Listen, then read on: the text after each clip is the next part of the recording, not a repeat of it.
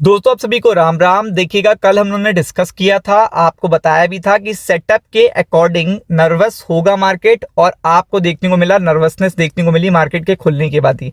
Market flat open हुआ था और फ्लैट ओपन होने के बाद उसकी नर्वसनेस आपको देखने को मिली मार्केट में।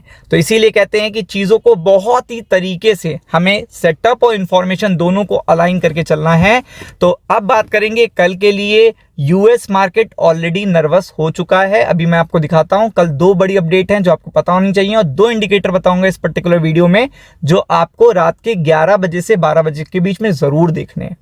और यूएस मार्केट के सेंटिमेंट तो देखनी ही है। ग्लोबल मार्केट की इंफॉर्मेशन अब पूरी देखिएगा ड्रिवन हो चुकी है, फेड ड्रिवन। एक एक करके सारी इंफॉर्मेशन बताते हैं, तो वीडियो के अंत तक बने रहिएगा। तो सबसे पहले अगर आप देखेंगे तो गिफ्ट निफ्टी काफी अच्छा ठीक ठाक इंडिकेशन दे रहा है और फ्लैट आपको देखने को मिल रहा है।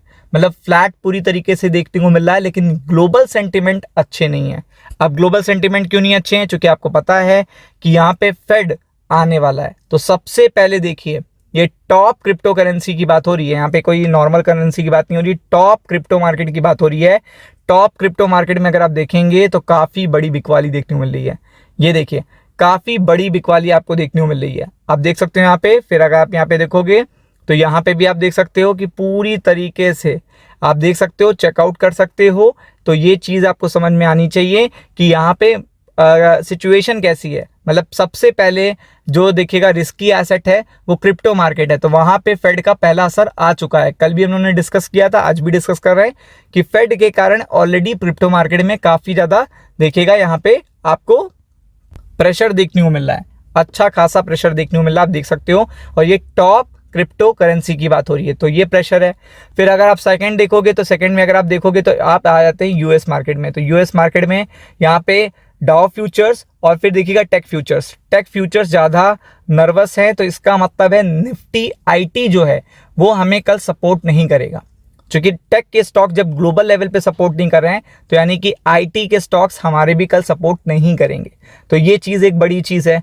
फिर आपको पता है कि यूएस मार्केट पूरा नर्वस है फेड के स्टेटमेंट को लेकर, या आप ये कह सकते हो फेड के आने वाले दिनों के। क्योंकि आज ही पर्टिकुलर फेड के मिनट्स नहीं है, फेड की सिंपोजियम भी स्टार्ट होगी जो कल भी अपडेट देंगे और परसों भी आपको डिटेल स्पीच देखने को मिलेगी। मतलब फ्राइडे को जेरन पावेल साहब की डिटेल स्पीच देखने को मिलेगी, जहां पे वो बड़ी बड़ी बातें करेंगे कि जीडीपी कंसर्न कैसा है, इन्फ्लेशन कैसा है, किस तरीके का मूड और माहौल है टैरिफ के बाद। ये सारी बातें वहां डिस्कस होंगी। तो ऑलरेडी देखिएगा यहाँ पे परेशानी बनी हुई है। और फिर ये देखिए जापान का मार्केट, जापान के मार्केट में ज़्यादा देखिएगा परेशानी देखने को मिल रही है।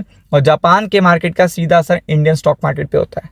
तो जापान का मार्केट भी देखिएगा यहाँ पे परेशान है, और काफ़ी ठीक ठाक परेशान है, क्योंकि सेंट्रल बैंक्स पे बड़ा देखिएगा असर पड़ेगा इसका। फिर चाइना के शेयर्स भी डाउन है, आप देख सकते हो। ये देखिए, आप चेकआउट कर सकते हो। फिर इसके आगे बढ़ते हैं तो आपको पता है सबकी निगाहें फेड पर हैं और ट्रंप पे हैं। सबकी निगाहें फेड और ट्रंप पे हैं, क्योंकि यहाँ पे केवल स्टेटमेंट की बात नहीं है कि बात आए स्टेटमेंट दे दिया, मिनट्स दे दिए, ये कोई तो नॉर्मल बात है। लेकिन मेन बात क्या है, स्टेटमेंट के बाद आपको देखना है बॉन्ड मार्केट का रिएक्शन कैसा है, आपको डॉलर इंडेक्स का रिएक्शन देखना है।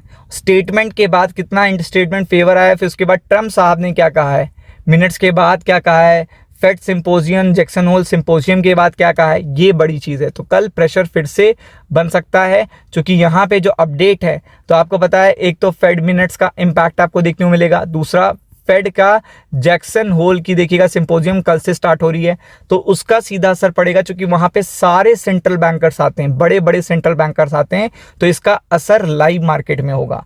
फिर ट्रम्प का स्टेटमेंट आना शुरू होगा, और रशिया यूक्रेन के काफ़ी टाइम से देखिएगा वो कंटिन्यू देखिएगा डील सोच रहे हैं, लेकिन हो नहीं रही। तो ट्रम्प के स्टेटमेंट कल से आना शुरू हो जाएंगे, चाहे वो रशिया यूक्रेन को लेकर आना शुरू हो जाए या फिर वो फेड को आकर कुछ कहने लगे। तो इन चीज़ों के लिए पूरी तरीके से फोकस रखिएगा। और निफ्टी बैंक में मैं आपसे फिर से कहता हूं कि देखिएगा फोकस पॉइंट यहाँ पे है 560, और फिर देखिएगा 55440। ये पर्टिकुलर फोकस पॉइंट है निफ्टी बैंक के लिए नीचे की तरफ। और स्ट्रैटेजी क्या रहेगी, सेल ऑन राइज, यानी कि जितना ऊपर मार्केट दिखे वहाँ पे देखिएगा आपको प्रेशर देखने को मिलेगा, नीचे की तरफ प्रेशर देखने को मिलेगा। और निफ्टी 50 की बात करेंगे तो आपको पता है 24740। जब इसके नीचे निफ्टी आएगा तब ज़्यादा बड़ा प्रेशर देखने को मिलेगा।